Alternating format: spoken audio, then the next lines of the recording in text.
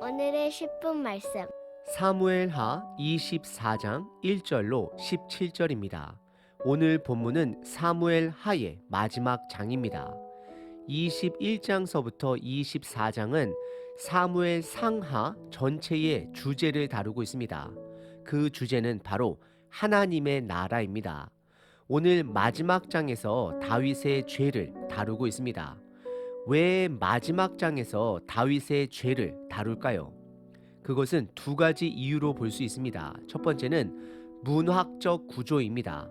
21장에서 사울 왕의 죄를 다루었습니다.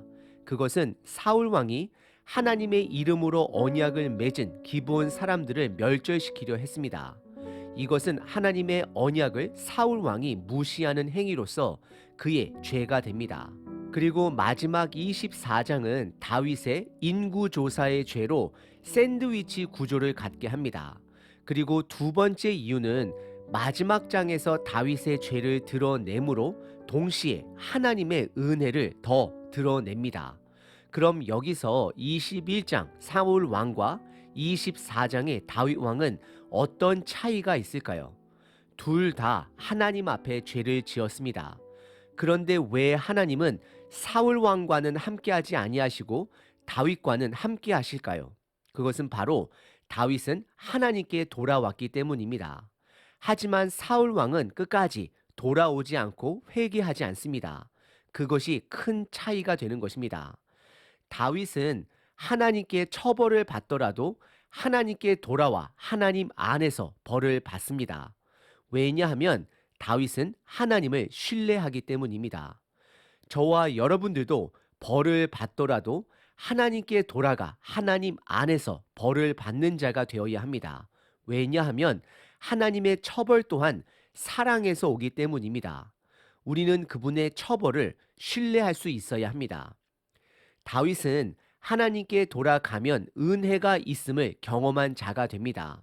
오늘 본문을 통해 어떤 상황 속에서도 하나님께 돌아가는 자, 그리고 하나님께 거하시는 저와 여러분 되시길 바랍니다. 오늘 본문은 크게 두 부분으로 나눌 수 있습니다. 첫 번째는 하나님의 진노입니다. 두 번째는 하나님의 은혜입니다. 첫 번째 부분은 1절서부터 9절까지 하나님의 진노입니다. 1절은 저희들이 주의 깊게 다뤄야 될 말씀입니다. 1절입니다. 여호와께서 다시 이스라엘을 향하여 진노하사 그들을 치시려고 다윗을 격동시키사 가서 이스라엘과 유다의 인구를 조사하라 하신지라. 1절은 하나님께서 다시 이스라엘을 향하여 진노하였다라고 말합니다. 다윗이 아닙니다. 그래서 하나님은 이스라엘 전체를 치시려고 다윗을 격동시켜 그로 하여금 인구조사를 하게 하였다라고 성경은 말하고 있습니다. 이것을 우리들이 어떻게 이해해야 할까요? 우선 먼저 인구조사는 그 당시 이방 나라들이 세금을 걷기 위해서 또는 병력을 파악하기 위해서 또는 본인의 업적을 드러내기 위한 것으로서 하나님 앞에서는 죄가 되는 행위입니다. 왜냐하면 하나님이 아닌 인간의 업적을 드러내기 때문입니다. 그리고 역대상 21장 1절에 동일한 본문으로서 사탄이 일어나 이스라엘을 대적하고 다윗을 충동하여 이스라엘을 계수하게 하였다라고 고백합니다. 여기서 사탄은 분명 어두운 세력인 사탄입니다. 그리고 다윗은 종종 사탄이라는 단어를 대적들을 향해 사용하기도 하였습니다. 그래서 어찌 보면 다윗은 이웃 나라들의 영향을 받아 인구조사를 한 것으로도 볼 수 있습니다. 그럼 1절을 어떻게 이해해야 할까요? 그것은 여호와의 진노가 이스라엘에게 불타고 있었고 다윗의 죄를 이스라엘에 대한 진노의 수단으로 사용하신 것입니다.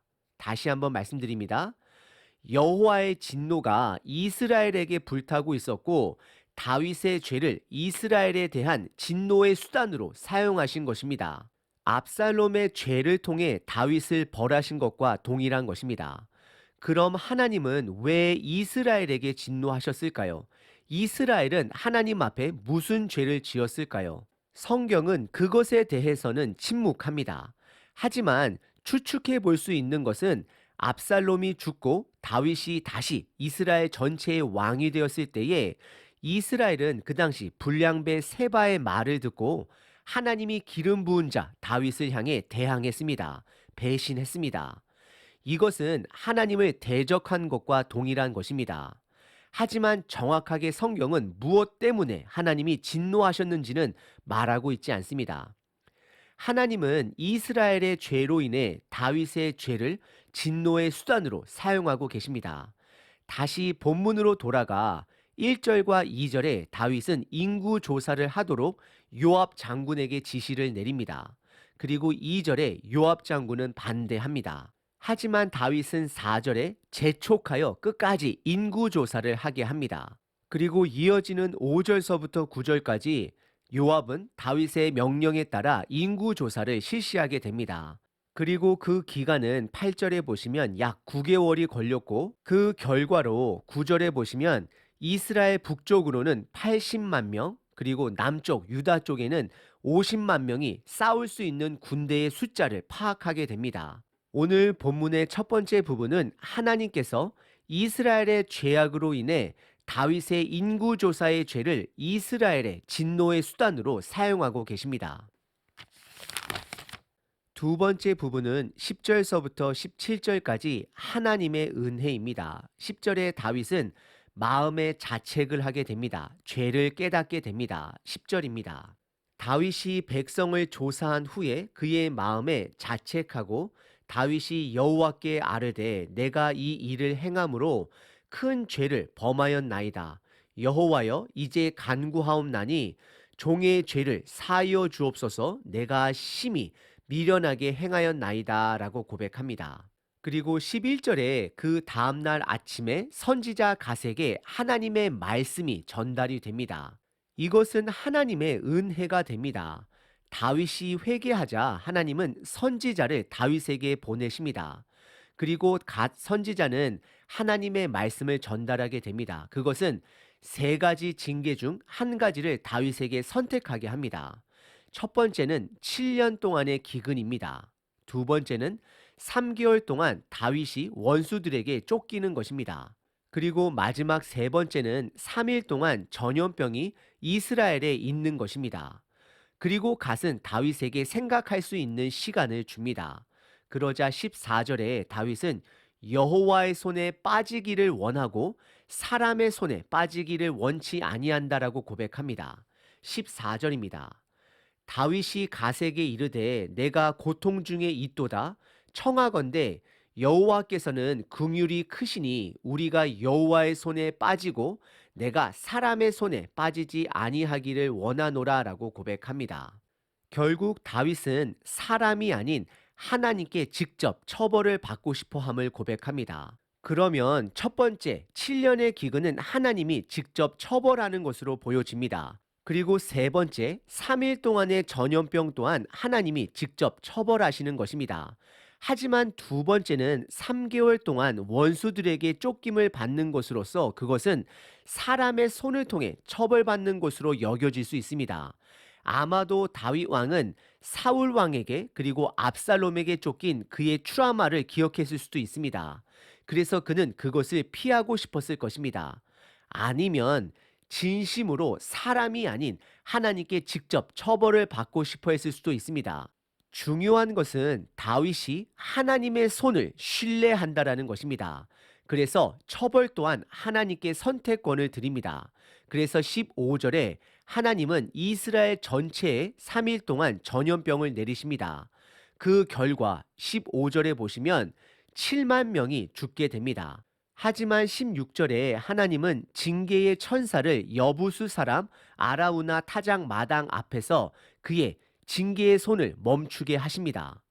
여부수 사람 아라우나의 타작 마당은 역대하 3장 1절에 보시면 솔로몬 때에 하나님의 성전이 세워진 자리인 것을 확인하게 됩니다.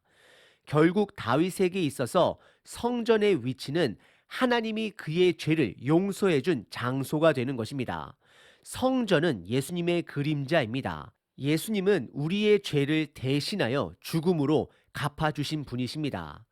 용서의 문은 오직 예수님을 통해 모든 사람들에게 오픈되어 있습니다. 그리고 더 나아가 17절에 보시면 다윗은 왕의 모습이 아닌 중재자의 모습으로 이스라엘의 죄를 위해 본인과 본인 가정에 그의 죄를 돌리도록 하나님께 간청합니다. 우리는 부족한 다윗의 모습에서 예수님의 십자가의 죽음을 엿볼 수 있는 것입니다. 오늘 본문의 두 번째 부분은 하나님의 은혜입니다. 다윗은 죄를 깨닫고 회개했습니다. 그리고 하나님은 그에게 반응하셨습니다. 그리고 징계를 멈추셨습니다. 이것이 하나님의 은혜가 되는 것입니다. 오늘 본문은 이스라엘의 죄로 인해 하나님은 다윗의 죄를 이스라엘의 진노의 수단으로 사용하십니다. 그리고 다윗은 하나님 앞에 죄를 깨닫고 회개합니다. 그리고 다윗은 하나님의 징계의 손에 그를 맡기게 됩니다. 왜냐하면 그는 하나님을 신뢰하기 때문입니다. 그리고 하나님은 나중에 성전이 세워질 여부수 사람 아라우나 타작 마당에서 그 징계를 멈추십니다. 성전의 위치는 다윗에게 있어서 죄를 용서받은 장소가 됩니다. 그리고 동시에 예배하는 장소가 되는 것입니다.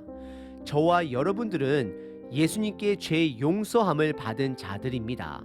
우리 모두는 다윗과 같이 연약한 자들입니다. 이 땅에서 죄의 유혹에 넘어질 때마다 예수님께 돌아가야 합니다. 그리고 다윗처럼 처벌 또한 예수님 안에서 받아야 합니다. 왜냐하면 그분의 처벌은 우리를 살리기 위한 처벌이 되기 때문입니다. 오늘 하루도 예수님께 붙어 동행하시는 하루 되시길 바랍니다. 하나님, 우리들의 연약함을 고백합니다. 넘어질 때마다 하나님께 돌아가 하나님 안에서 해결받는 자 되길 원합니다. 아멘.